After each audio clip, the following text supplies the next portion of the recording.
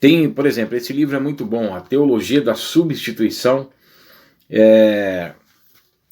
que na sua grande maioria dos reformados acreditam que a igreja substituiu Israel no plano profético escatológico de Deus, e nós não vemos isso, principalmente porque quando nós olhamos para a igreja reformada no século XVI, nós vemos que não se via vestígio de Israel no Oriente Médio, né? 1500 meados de 1500. Quando nós olhamos para 1948, Israel volta cumprindo inúmeras profecias bíblicas. Então, essa teologia da substituição, ela não é bíblica, porque depois tudo aquilo que está sendo cumprido e será cumprido até mesmo no milênio, e já está sendo cumprido desde 1948, tiveram que alegorizar tudo, ao invés de constatar a teologia, a escatologia de forma literal, né? E, por exemplo, as 2.300 tardes e manhãs, quando é citada lá em Daniel, capítulo 8, verso 14, 2.300 tardes e manhãs, né? E o santuário será purificado. Até quando durará a questão das 2.300 tardes e manhãs? Olha que lindo, ó. Depois ouvi um santo que falava e disse a outro santo, aquele que falava: até quando durará a visão do sacrifício diário e da transgressão assoladora, visão na qual é entregue o santuário e o exército a fim de serem pisados? Isso tem referência com Apocalipse capítulo 12, por exemplo, Mateus 24:15, 2 Tessalonicenses capítulo 2, verso 4. Ele me disse: até 2.300 tardes e manhãs e o santuário será purificado. Nós vemos essa purificação com relação à nação de Israel, que é o desfecho da 70ª semana, que este é o objetivo das 70 semanas, lá em Romanos capítulo 11, verso 26 a 28, que vai se cumprir a eleição por conta da promessa feita aos patriarcas, né? Romanos capítulo 9, verso 11, Gênesis capítulo, então, 17, 15 a 17. As 2.300 tardes e manhãs, qual seria o cálculo dessas 2.300 tardes e manhãs? Os nossos irmãos, os nossos queridos adventistas, eles colocam como 2.300 anos. Tudo isso por conta, aí depois eles apresentam a questão do santuário, né, o santuário celestial. Só que todo o desfecho da escatologia que nós vemos não é no céu, é na terra. Está bem claro com relação a isso, principalmente com o objetivo das 70 semanas, que é com relação ao povo judeu e a cidade santa de Jerusalém. O Messias, o povo judeu, o templo, Jerusalém, o sábado, está sempre relacionado ao povo judeu. Quando chega em 1844, tem a questão eu esqueci agora o nome dele, William Miller, né, que foi praticamente aquele que fundou, né, o Adventismo. Depois ele volta para a Igreja Batista. Mas ele fixa uma data, né, em 1844, que Jesus ia voltar. Jesus não voltou. Este evento é conhecido como o Grande Desapontamento.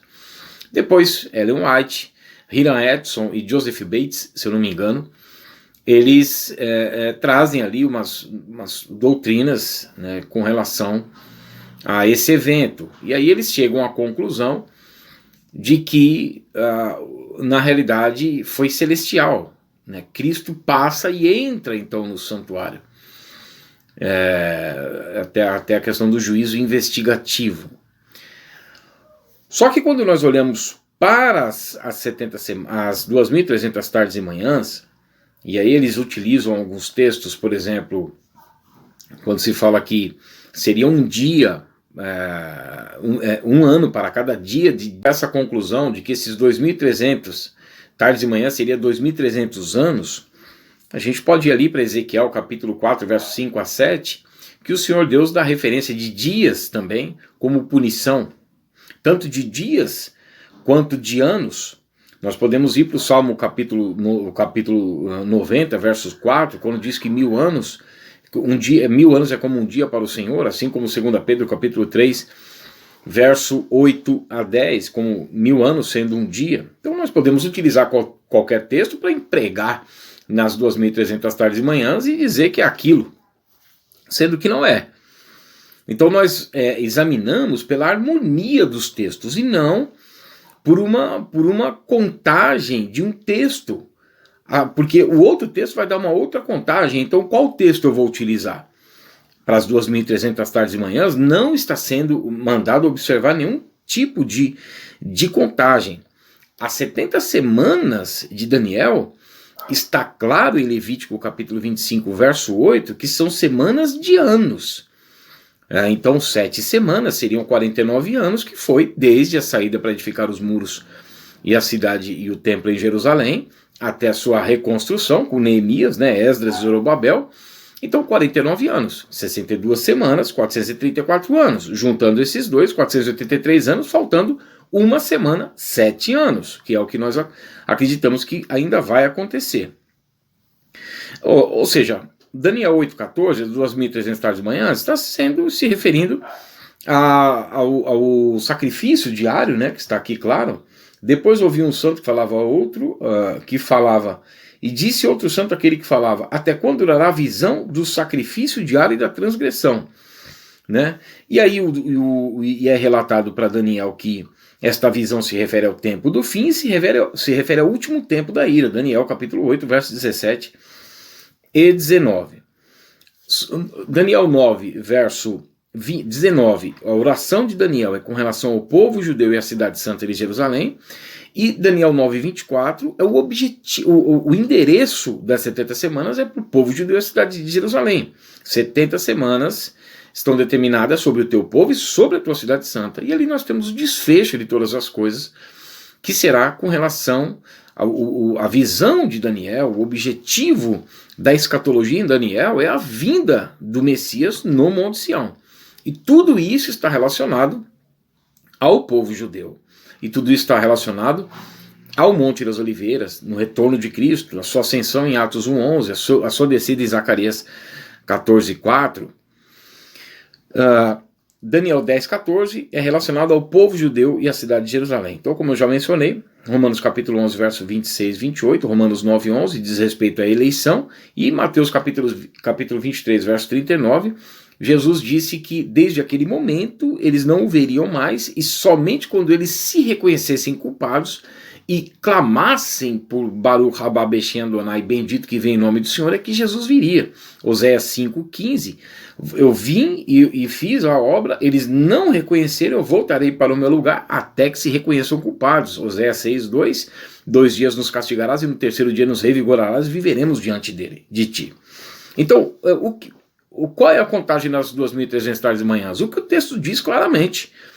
Daniel 8, 13 e 14 fala daquilo que era oferecido na lei.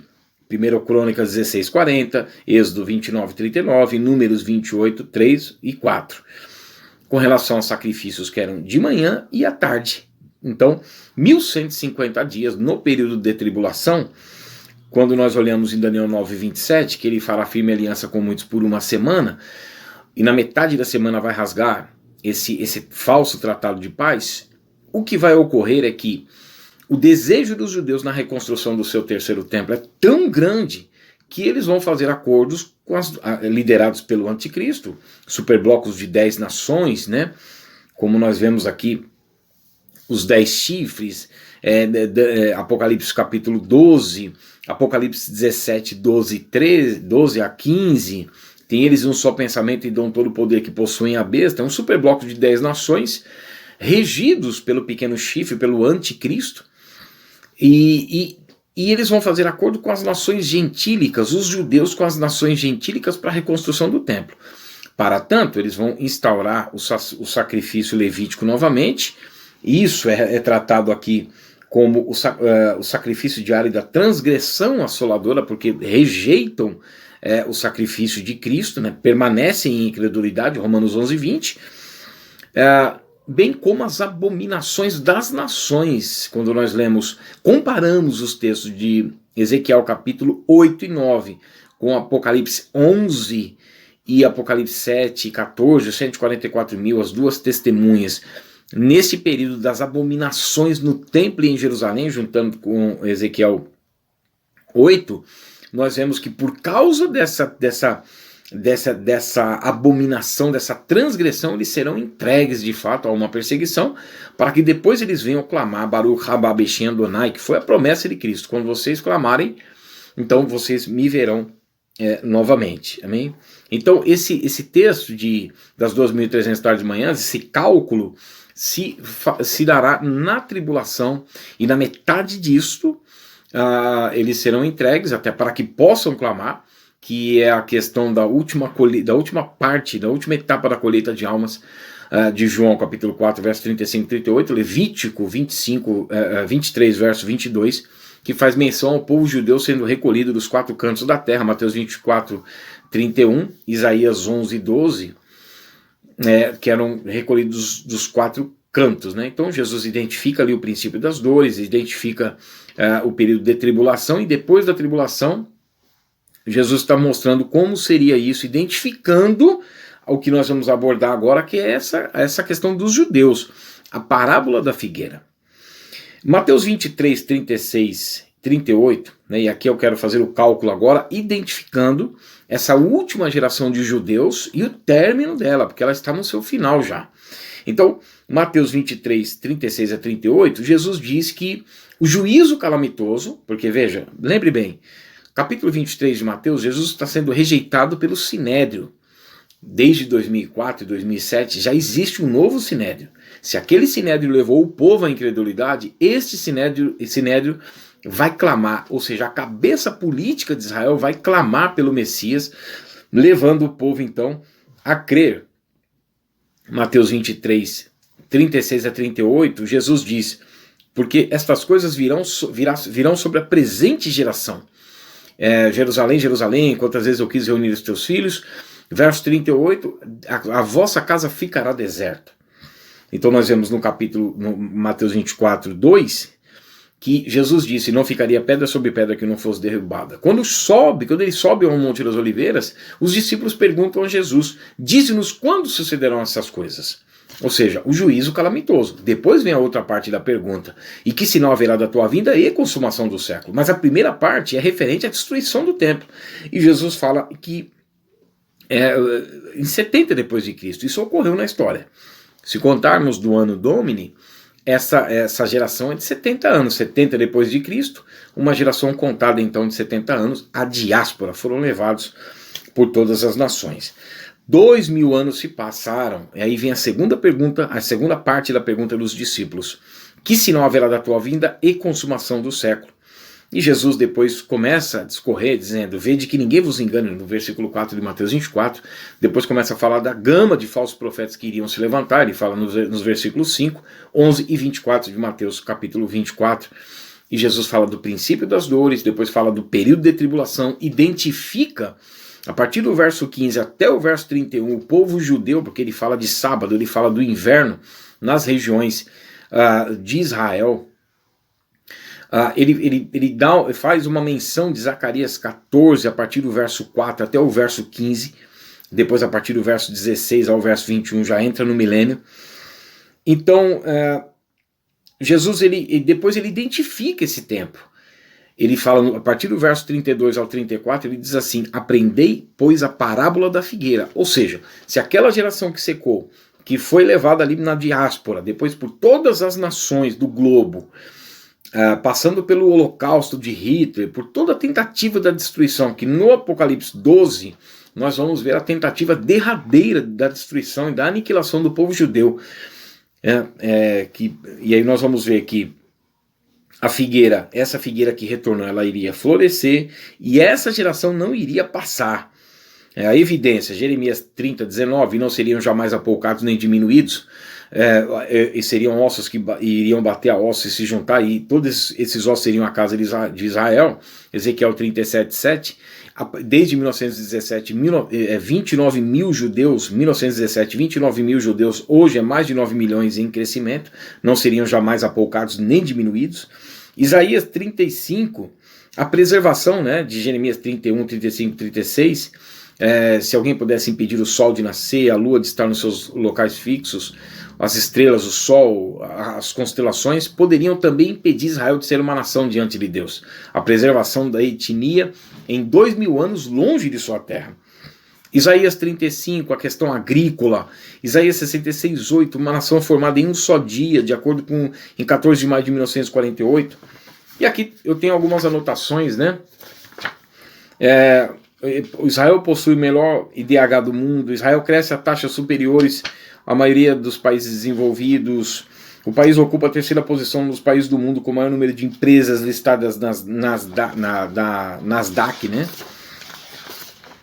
A agricultura em Israel, tem os melhores professores de tecnologia, está entre os 2 exércitos mais poderosos do mundo, né? A questão agrícola nem se fala, a questão do sistema de irrigação dos kibbutz, que tira água a 1000 metros do chão, o porto de Haifa, né, que Gênesis 49:13, Jacó profetiza, enfim, nós vemos que Israel cumpre essa geração que retornou. Agora, como nós fazemos o cálculo desta geração? Seria um retorno consciente da profecia do retorno, né? Do retorno a Haaretz Israel, de acordo com Ezequiel capítulo 37, versos 1 a 13. Veja bem, Ezequiel 37:5 diz: porém em vós o espírito vivereis, que foi o retorno físico da nação. Ezequiel 37:14 diz: porém em vós o meu espírito vivereis, que será quando eles clamarem. Então isso ainda não aconteceu. De acordo com Lucas 19:41-44, Romanos 11:20, eles ainda permanecem em incredulidade. Ó, o tempo está acabando, não vai dar para terminar.